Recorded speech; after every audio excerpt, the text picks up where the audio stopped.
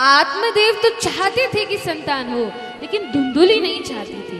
धुंधुली चाहती थी मैं स्वतंत्र रहूं, मुझे नहीं बच्चों को पालना पोसना, क्या छोटे होंगे फिर उनकी सेवा करो, उन्हें बड़ा करो, पढ़ाओ लिखाओ, अरे इतनी मेहनत कौन करेगा, मुझे नहीं चाहिए संतान।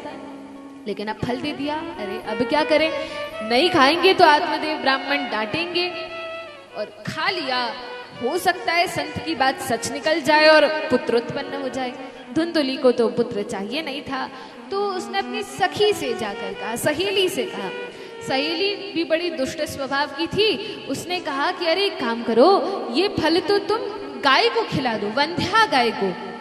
ऐसी गाय जो पुत्र उत्पन्न नहीं कर सकती, जो बांझ है, ऐसी गाय को वह फल खिला दिया और कह दिया कि देखो चिंता की बात नहीं है, मैं गर्भवती हूँ और मेरे पति को संतान की कोई इच्छा नहीं है, उन्हें तो धन चाहिए, बड़े निर्धन है, और तुम्हारे पति को पुत्र चाहिए, उनके पास धन की कमी नहीं है, तो एक काम करो, तुम मुझे धन दे देना, मैं अपना पुत्र तुम्हें दे दूंगी। ऐसी डील फाइनल हो गई और तब सखी के कहने पर फल तो खिला दिया वंध्या गाय को, और 9 महीने नाटक किया पेट में कपड़ा घुसाकर गर्भवती होने का। सखी ने समझा दिया था अपने पति के पास ज्यादा मत जाना और ज्यादा बातें मत करना, नहीं तो बातों बातों में सब बात बता दोगी। कहा ठीक है, अब तो अपने पति से दूर दूर रहने लगी। और तब 9 महीने हुए, इसकी बहन का पुत्र हुआ, तो उस बहन के बच्चे को धुंधुली ने अपने पास रख लिया और पति से कह दिया देखो हमारे घर बालक का जन्म हुआ है, लेकिन मेरी एक सखी है तो वह भी इसका पालन पोषण साथ में करेगी। आत्मदेव तो बड़े प्रसन्न हुए, उन्हें लगा कि संत ने जो फल दिया था उसके फल स्वरूप, आशीर्वाद स्वरूप यह बालक का जन्म हुआ है। आत्मदेव बड़े प्रसन्न होते हैं और कहते हैं अरे ये मेरा बालक है, मेरा नाम आत्मदेव है, तो मैं अपने बालक का नाम कुछ भगवान के नाम के ऊपर रखूंगा। धुंधुली ने कहा नहीं नहीं, तुम्हारा नाम आत्मदेव है, उससे क्या हुआ, मेरा नाम धुंधुली है और मैं अपने पुत्र का नाम मेरे नाम पर रखूंगी। क्या नाम रखूंगी? कहा मेरा नाम धुंधुली है, मैं इसका नाम धुंधकारी रखूंगी। और धुंधुली ने क्या किया, धुंधकारी नाम रख दिया।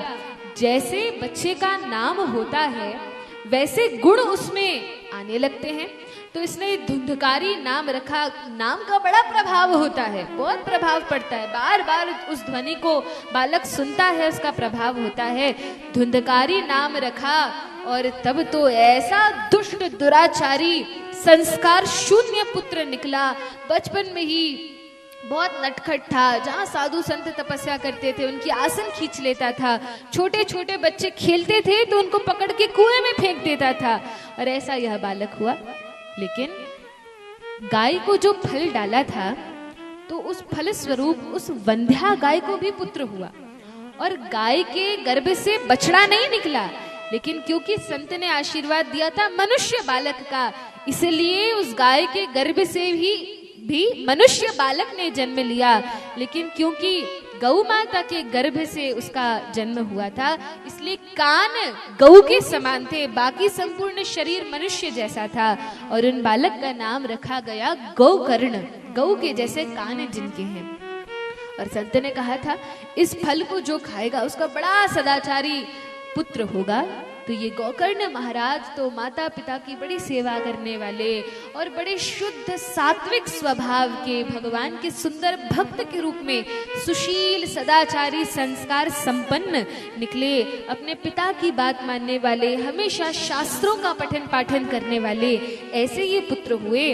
और एक और धुंधकारी, कभी माता पिता की बात नहीं मानता था, हमेशा उल्टे जवाब देता था, हमेशा ऊंची आवाज में बात करता था, ऐसा पुत्र हुआ।